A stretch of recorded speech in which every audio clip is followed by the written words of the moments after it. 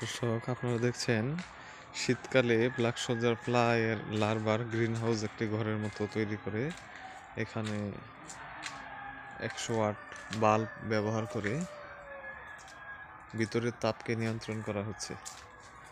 যেখানে অধিকাংশ বোলের মধ্যে সবগুলি বোলের মধ্যে মাশাআল্লাহ প্রচুর পরিমাণে হ্যাচিংয়ের জন্য ডিম দেওয়া হয়েছে। এই ডিমগুলি থেকে লার্ভা বের হচ্ছে। এই লার্ভাগুলি পলিথিন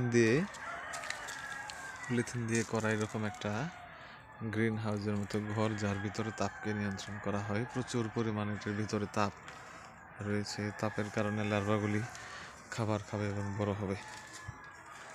তো আপনারা এইভাবে শীতকালে যদি ব্ল্যাক সোলজার ফ্লাই পালন করতে পারেন তাহলে আপনাদের উৎপাদনের পরিমাণ অনেকটা বেশি হবে।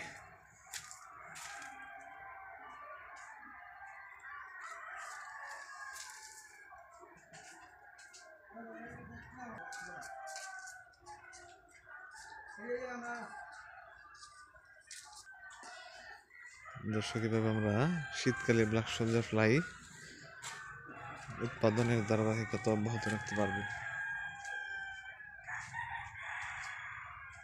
অসংখ্য বড় সাইজের পিউপা এখানে মাশাআল্লাহ আমাদের এখানে অসংখ্য বড় সাইজের পিউপা আছে। পিউপাগুলি বের হচ্ছে।